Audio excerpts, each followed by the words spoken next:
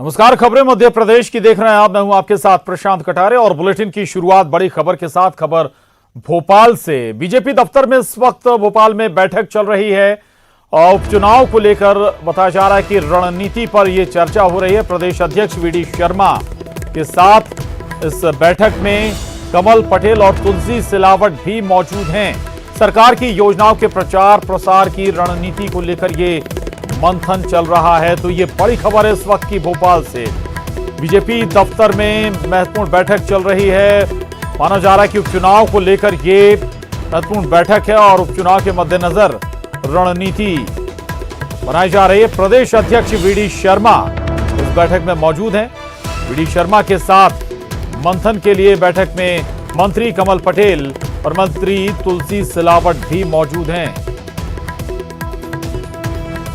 लगता है कि जागरूकता का एक पूरा अभियान है। इस समय पूरी भारतीय जनता पार्टी एक सामाजिक कार्य में लगी हुई है। सारे राजनीतिक काम छोड़कर केवल समाज बचना चाहिए कोरोना से, यही सरकार का प्रयास है, यही पार्टी का प्रयास है, यही प्रवक्ताओं का प्रयास है। देख रहे होंगे इस संकट काल में कोरोना से बचाव और लोगों को यथास्थान उनके परिवार तक पहुंचाना और लोगों को रोजगार उपलब्ध कराना, 3 विषयों पर सरकार काम कर रही है। अनुराग श्रीवास्तव हमारे साथ जुड़ गए और जानकारी के साथ। अनुराग, क्या जानकारी इस बैठक से जुड़ी हुई? चुनाव से लेकर ही जुड़ी चर्चा या फिर और भी मसले? देखिए प्रशांत, ये बैठक इसलिए महत्वपूर्ण हो जाती है क्योंकि आने वाले समय में 24 विधानसभा सीटों पर उप चुनाव है और अब सरकार इस बात की कोशिश में जुट गई है कि जो बीते 1 महीने या सवा महीने में सरकार ने जो कामकाज किया है, जो फैसले किए हैं, उसका प्रचार प्रसार किस तरीके से हो। खासतौर पर पूरे प्रदेश में इस बात को लेकर प्रचार प्रसार की रणनीति तैयार की जा रही है। कृषि मंत्री कमल पटेल हैं, इसके अलावा मंत्री तुलसीराम सिलावट भी इस बैठक में मौजूद हैं। मंत्री तुलसीराम सिलावट को इस बात की जिम्मेदारी दी गई थी कि जो प्रदेश के बाहर जो मजदूर फंसे हुए हैं उनको वापस लाने के लिए जो पूरी जिम्मेदारी थी वो उन्हीं के जिम्मे थी। तो किस तरीके से सरकार ने मजदूरों को दूसरे प्रदेश से वापस लाने का काम किया है, चाहे किसानों चाहे मजदूरों का जो किराया है उसको माफ करने का मामला हो, स्पेशल ट्रेन चलाने का मामला हो, बसों से उनके घर की वापसी का मामला हो, इसकी जानकारी आम लोगों तक पहुंचाई जाए कि मजदूरों के साथ सरकार किस तरीके से खड़ी है। उसके लिए तुलसीराम सिलावट जो मंत्री हैं वो प्रवक्ताओं को टिप्स दे रहे हैं और इसी के जरिए प्रवक्ता फिर प्रचार प्रसार करने का काम करेंगे। और इसी तरीके से कृषि मंत्री कमल पटेल इस बैठक में इस बात के टिप्स दे रहे हैं कि सरकार ने अभी तक किसानों से अनाज खरीदी को लेकर जो फैसला किया है या फसल बीमा योजना की राशि जो किसानों के खाते में जमा कराई गई है, उन तमाम बातों को लेकर प्रवक्ताओं को टिप्स दिए जा रहे हैं कि किस तरीके से जनता तक पार्टी और सरकार के कामकाज को लेकर जाना है। क्योंकि महत्वपूर्ण इसलिए भी है, 24 विधानसभा सीटों पर उपचुनाव होना है तो वहां पर पार्टी का सबसे ज्यादा फोकस है और वहां पर आम लोगों तक किस तरीके से मैसेज जाए कि कम समय में सरकार ने कितने बड़े फैसले किए हैं, चाहे वो श्रम कानूनों में बदलाव का फैसला हो या कृषि या दूसरे अन्य फैसले हो, उसको किस तेजी के साथ सरकार ने अमल में लाया है। और साथ ही कोरोना संक्रमण को रोकने के लिए सरकार ने जो तमाम कदम उठाए उसकी जानकारी किस तरीके से लोगों तक पहुंचे, इन तमाम बातों के टिप्स इस बैठक में दिए जा रहे हैं। तो काफी महत्वपूर्ण ये बैठक है क्योंकि अभी तक हम देख रहे थे कि कोरोना संकट के चलते किसी भी तरह की राजनीतिक गतिविधियां नहीं हो पा रही थी। स्वाभाविक है कि बाई इलेक्शन में जाना है। अब बीजेपी को भी उस लिहाज से तमाम जो काम चाहे मजदूरों के लिए किए गए हों या अलग अलग क्षेत्रों में किसानों के लिए किए गए हों, वो सारे काम जनता के बीच में लेकर बीजेपी जाना चाहती है। बहुत शुक्रिया, धन्यवाद आपका इस जानकारी के लिए अनुराग। आगे बढ़ते हैं और अब बात श्रम कानून में बदलाव की। मुख्यमंत्री शिवराज सिंह चौहान ने श्रम सुधारों का ऐलान करते हुए कहा कि प्रदेश में अब दुकानें खोलने की समय सीमा सुबह 6 बजे से रात 12 बजे तक होगी। यह भी सुबह 8 से रात 10 बजे तक थी। वहीं कारखानों और कार्यालयों में काम कराने की पाली 8 घंटे से बढ़ाकर 12 घंटे की गई है। सप्ताह में 72 घंटे तक कार्य कराए जाने की अनुमति होगी। हालांकि इसके लिए ओवर टाइम देना होगा। तो वहीं 50 से कम श्रमिक लगाने वाले ठेकेदार को पंजीयन कराने की जरूरत नहीं होगी। इसके बिना भी वे काम कर सकेंगे। बीड़ी उद्योग, कारखाना, दुकान सहित अन्य क्षेत्रों में काम करने के लिए पंजीयन अब 1 दिन में ही होगा। अभी तक इसके लिए लोक सेवा गारंटी कानून में थी। पंजीयन के लिए किसी सरकारी कार्यालय के चक्कर नहीं लगाने होंगे। पूरी प्रक्रिया ऑनलाइन रहेगी। फैक्ट्री लाइसेंस का नवीनीकरण 1 साल में कराने की बाध्यता को भी खत्म कर दिया गया। अब नवीनीकरण 10 साल में एक बार होगा। स्टार्टअप उद्योगों को प्रोत्साहित करने के लिए उन्हें सिर्फ एक बार रजिस्ट्रेशन कराना होगा। श्रम सुधारों का अगर उद्देश्य कोई है तो पहला नए रोजगार के अवसर सृजित करना, नौजवानों को, मजदूरों को रोजगार ही आज की महती आवश्यकता है। पहले विभिन्न लेबर लॉज के अंतर्गत पंजीयन मतलब रजिस्ट्रेशन 30 दिन में जारी किया जाता था। अब इस अवधि को घटाकर केवल 1 दिन कर दिया गया है, ताकि निवेशकों को, व्यवसायियों को अनावश्यक चक्कर ना लगाना पड़े। और इस संबंध में हमने वहीं श्रम कानून में बदलाव पर पूर्व मंत्री पीसी शर्मा ने कहा कि इस बदलाव से कुछ नहीं होगा। सरकार को अगर कुछ करना ही है तो उन मजदूरों के लिए करें जो अपने घर जाने के लिए तड़प रहे हैं। अभी कोई औचित्य नहीं है श्रम कानून या कोई भी कानून की बात। अभी बात तो ये हो रही है कि कोरोना से लड़ाई लड़के ये जो मजदूर पूरे प्रदेश के बाहर हैं, कोई कर्नाटक में फंसे हुए हैं, कोई केरल में फंसा हुआ है, पैदल चल के आ रहे हैं, छोटे छोटे बच्चे पैदल चल के आ रहे हैं, गर्भवती महिलाएं पैदल, ये लोग अपने गांवों में श्रमिक कैसे पहुंचे जिनको हमारा प्रदेश रोजगार नहीं दे पाया। और दूसरी तरफ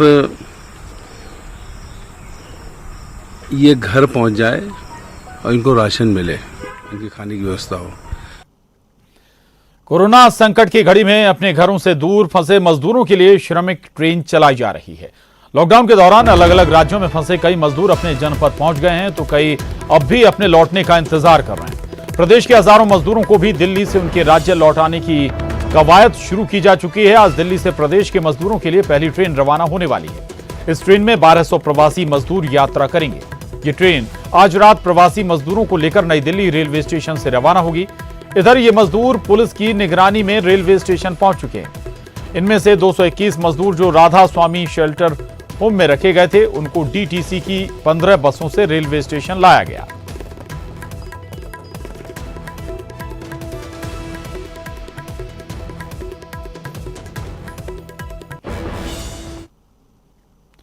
उधर महाराष्ट्र में फंसे 1193 मजदूर स्पेशल ट्रेन से हबीबगंज रेलवे स्टेशन पहुंचे। यहां पहुंचे मजदूरों के लिए हबीबगंज स्टेशन पर 44 बसों की व्यवस्था की गई। बसों से ये मजदूर 25 जिलों में अपने अपने घर पहुंचेंगे। इधर मजदूरों का कहना है कि रास्ते में उनके लिए खाने की कोई व्यवस्था नहीं की गई और वे 15 घंटे से भूखे प्यासे। यहां पहुंचने पर भी उन्हें खाना नहीं मिला, पानी की 2 छोटी बोतल ही दी गई। हालांकि उनका कहना है कि उन्हें टिकट तो दी गई लेकिन पैसे नहीं लिए गए। महाराष्ट्र में फंसे मध्य प्रदेश के मजदूरों को भोपाल लाया गया है। हबीबगंज रेलवे स्टेशन पर आप देख सकते हैं महाराष्ट्र से जो ट्रेन आई है वो आकर यहाँ पर खड़ी हुई है। उसमें तमाम करीब 1200 मजदूर मौजूद हैं। ये बताइए कोई दिक्कत आई है आप लोग को वहाँ से आने में? वहाँ से आने में खाली एक बोतल मिला है, खाना वाना कुछ नहीं मिला, अभी तक खाना नहीं खाए कल से। अच्छा, हाँ। कितने बजे चली थी ये ट्रेन? 12:30 बजे। अच्छा जी सर। तो क्या क्या मिला खाने में? खाली पानी बोतल और एक बिस्किट बस। तो आप करीब 15 घंटे से भूखे हैं? हाँ जी सर, 15 घंटे से भूखे। और टिकट वगैरह आपको दिया गया वहाँ से? लिया गया है। कोई पैसा लिया गया? लिया गया। रास्ते में किसी तरीके का कोई पैसा या कोई? नहीं, कोई नहीं, खाली एक ही चीज का पैसा नहीं, तो खाना नहीं मिला। आप लोग को खाना मिला? खाना नहीं मिला साहब। अच्छा, नहीं मिला, कहीं खाना नहीं मिला। देखिए सभी मजदूरों का ये कहना है कि उनको जो खाना मिलना था वो खाना नहीं मिला। आप लोग कितने घंटे हो गए सफर करते हुए? 12 घंटा हो गया साहब, खाना पीना कुछ नहीं मिला है। ज्यादा हो गया, हम लोग उधर 6 घंटे उधर बिताया रास्ते में। जब बस से आए तो उधर 6-7 घंटे लगा, 12 घंटे से ज्यादा हो गए। क्या दिया प्रशासन की तरफ से, क्या मिला आप लोग? एक पैकेट बिस्किट और पानी, छोटा वाला बोतल में एक पानी। तो आप लोग भूखे हैं क्या?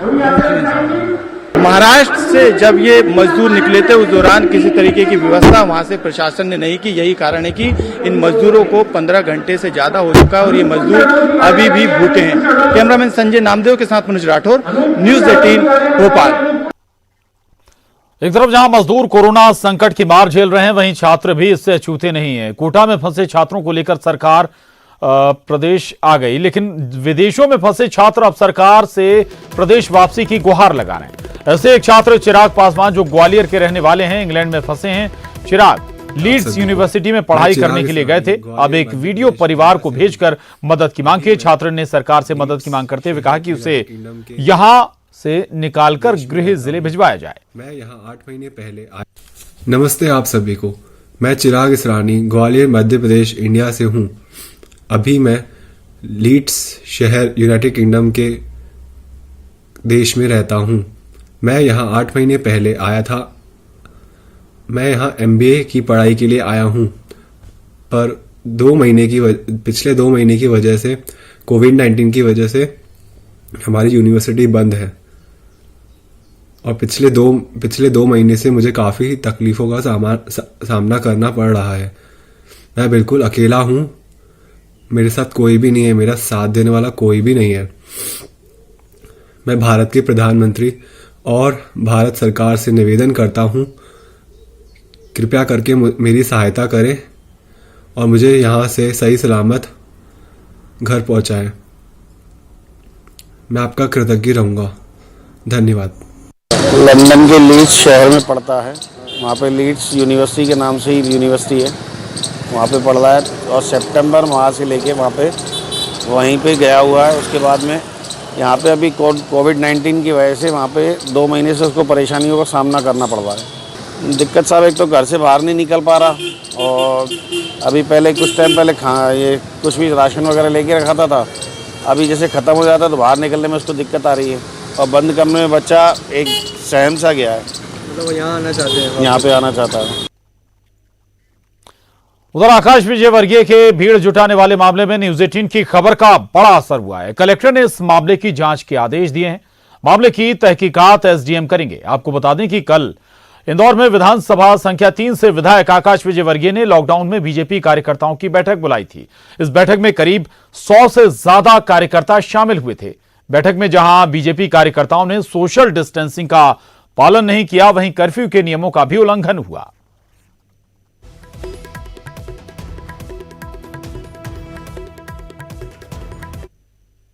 SDM को बोला है, मैंने आज बोला SDM को, देख के उसको क्या प्रक्रिया थी, क्यों हुई थी, वो क्या सोशल डिस्टेंसिंग थी, उसको देख के फिर इसमें बतला पाऊंगा मैं आपको। उधर प्रदेश के स्वास्थ्य मंत्री नरोत्तम मिश्रा ने प्लाज्मा थेरेपी से ठीक हुए 3 मरीजों से बात की। नरोत्तम ने इन तीनों ठीक हुए मरीजों से वीडियो कॉन्फ्रेंसिंग के जरिए बातचीत की। इन लोगों का हाल जाना और लोगों में कोरोना को लेकर जागरूकता की अपील भी की।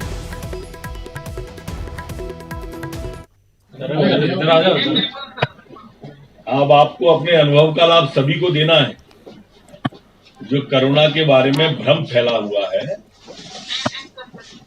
हाँ, तो जैसा आपने टेलीफोन पे भी ऐड देखा होगा ना, कि आपको बताना है लोगों को कि चिंता बीमारी की करना है, बीमार की करना है, बीमारी की नहीं करना है। आपके ऊपर पहला प्रयोग था ये प्लाज्मा थेरेपी का। आपको अच्छा महसूस हो रहा है ना, आप स्वस्थ हैं। अब लोगों को प्रेरित भी करना है, आपको समाज को प्रेरित करना है। देश की जिम्मेदारी है आप पे, प्रदेश की जिम्मेदारी है ना। बिटिया सुन रही है मेरी बात को?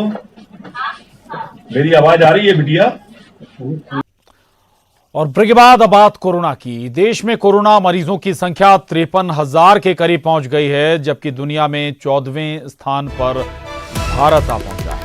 देश में कोरोना मरीजों की संख्या 52,952 तक हो गई है। देश में कोरोना से 1783 लोगों की जान भी गई है, जबकि इलाज के बाद 15,267 पॉजिटिव मरीज स्वस्थ भी हो चुके हैं और अभी 35,902 लोगों का इलाज चल रहा है। वहीं महाराष्ट्र में सबसे ज्यादा 16,758 संक्रमित सामने आए।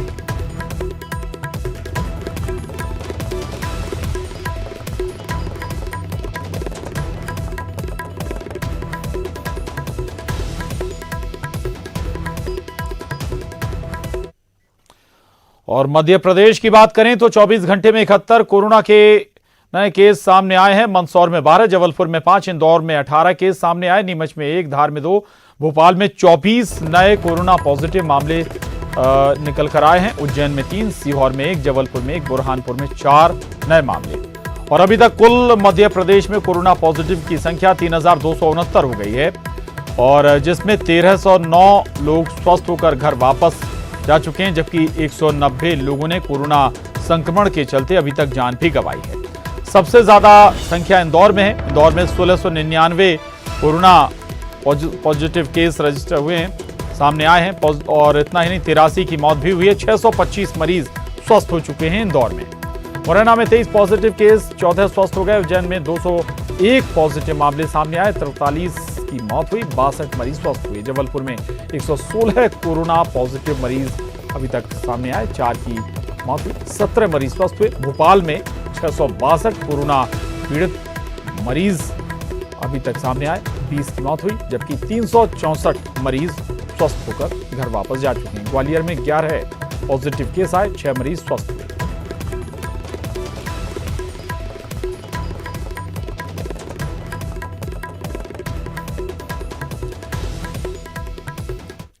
आगे बढ़ते हैं।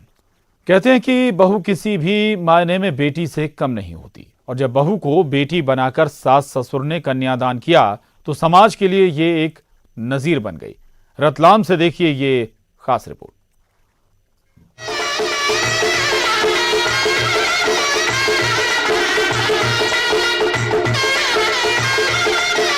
8 साल पहले एक लड़की बहू बनकर जब अपने ससुराल आई थी, तब उसने कभी सोचा भी नहीं होगा कि उसी दहलीज से दोबारा उसकी डोली उठेगी। सास ससुर अपनी बेटी की ही तरह उसकी भी विदाई करेंगे। जी हाँ, मामला रतलाम का है, जहां सास ससुर ने अपनी ढलती उम्र को देखते हुए अपनी बहू का बेटी की तरह पुनर्विवाह कर कन्यादान किया। दरअसल काजू नगर के रहने वाले 65 साल की सरला जैन के बेटे मोहित जैन का आष्टा की रहने वाली सोनम के साथ विवाह हुआ था। शादी के 3 साल बाद ही मोहित कैंसर जैसी गंभीर बीमारी से पीड़ित हो गया। बीमारी के 3 साल तक सोनम ने पति की खूब सेवा भी की, लेकिन फिर भी मोहित जिंदगी की जंग हार गया। की एज हो गई है और अपन दोनों की एज हो गई और कहीं चले जाएगी, अपन चले जाएंगे तो ये क्या करेगी, और इसकी उम्र है तो अभी यंग है, तो इसका रिश्ता बना के बेटी बना के भेज दें ताकि ये खुशी रहे इसके जीवन में और आगे से आए और बेटी बन के, और बेटी से मैंने खुद की बेटी से अच्छा काम किया। सास ससुर की नेक पहल के साथ सोनम के माता पिता भी दूसरी शादी के लिए राजी हो गए और इसी दौरान नागदा केमिकल व्यापारी सौरभ जैन के साथ रिश्ता पक्का हो गया। शादी धूमधाम से नागदा जाकर करनी थी, लेकिन लॉकडाउन की वजह से 3 परिवारों के सीमित सदस्यों के बीच ही सोशल डिस्टेंसिंग का पालन करते हुए शादी संपन्न हुई। से उसको लाए थे, बेटी बना के लाए थे, बहू तो बना के लाई थी, क्योंकि आगे पीछे वो एक ही थी, बेटा भी एक ही था, बहू थी। तो अपन तो बेटी की उससे जब से शादी करी 13 में, जब से बेटी का ही था, और मैंने अपनी सगी बेटी से उसको ज़्यादा रखा था कि अपने साथ रहेगी। और जब ये भैया शांत हुए 12 दिन में मन बना लेते कि अपन को भेजना ही पड़ेगा। नहीं, आप जैसे हमने सोच के कदम उठाए, ऐसे दूसरे भी कोई कदम उठाए तो अच्छा ही है उसकी ज़िंदगी से, और आगे के लिए भाई से वो आती जाती रहे अपनी बेटी बन के, अपने को सहयोग हो तो अपन आगे जाओ, उसकी ज़िंदगी के लिए अच्छा ही है ना। तो समाज को भी आगे करना ही चाहिए ऐसा काम के एक से दूसरे सहयोग में। ये वो पल था जो कभी भुलाया नहीं जा सकता। बुजुर्ग दंपति के इस त्याग की हर कोई सराहना कर रहा है। जिसने बेटा खो दिया पर अपने बुढ़ापे की फिक्र न करते हुए उन्होंने अपनी बहू की जिंदगी के बारे में सोचा और समाज के लिए एक नजीर बन गए। न्यूज़ 18 के लिए रतलाम से सुधीर जैन की रिपोर्ट। कोरोना को लेकर कोई कंफ्यूजन ना रहे, लोगों को सही और पूरी जानकारी मिले, इसी वजह से न्यूज़ 18 ने कोरोना कंट्रोल रूम बनाया है, जहां हम दर्शकों के मन में उठ रहे सवालों के जवाब अपने एक्सपर्ट्स और डॉक्टर्स के जरिए देने की कोशिश कर रहे हैं। आज इसी कड़ी में हमारे साथ जुड़े मेरठ से senior physician doctor Virottam Tomar, जिन्होंने दर्शकों के सवालों के जवाब दिए और सभी आशंकाओं को दूर किया।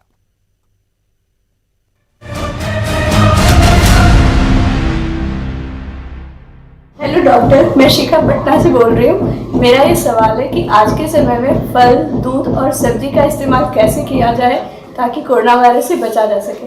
नमस्कार, मेरा नाम संजय मेहता है, मेरी उम्र 36 साल है, मैं मंदसौर जिले के दलोदा ग्राम से हूँ।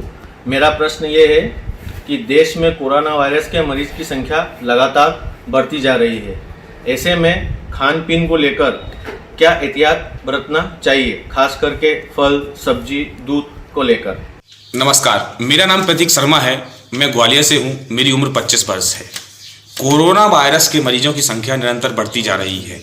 खासकर खाने पीने को लेकर क्या एहतियात बरता जाए, जैसे दूध, सब्जी, फल आदि को लेकर। मेरा नाम शिप्रा शर्मा है। कोरोना वायरस के चलते खाने पीने की चीज़ों को लेकर काफ़ी कंफ्यूजन है, जैसे दूध, सब्जी, फल। कृपया आप मुझे ये बताएं कि इन सबको कैसे इस्तेमाल किया जाए। रूटीनली हम जो अपना हाइजीन हम रखते हैं, जो अपनी जो भी सब्जी खरीद रहे हैं, एक तो जो सब्जी खरीदने वाले से थोड़ा डिस्टेंस बना के रखें, वो भी डिस्टेंस 1 से 2 मीटर का होना चाहिए। और जब आप उस सब्जी को ले लेते हैं तो जिस बर्तन में आपने लिया है उसको प्रॉपर्ली वॉश करें। सब्जियों को भी बहुत अच्छी तरह से धोएं।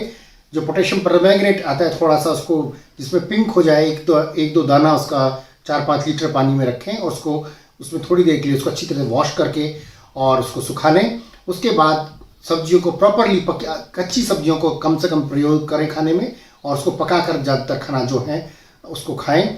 और कोई भी सामान हम फ्रिज के अंदर ज़्यादा ना रखें या उसको दोबारा यूज़ ना करें कि एक बार बना लिया और अगले दिन खा रहे हैं। जितना खाना है, थोड़ा खाना है, उसको उतनी ही मात्रा में बनाएं और साथ साथ खा के उसको ख़त्म करें। दूध की बात जैसा तक आपने बताई है, दूध को अगर आप प्रॉपर्ली उबाल ले रहे हैं तो उसमें कोई दिक्कत नहीं है, आप आराम से ले सकते हैं।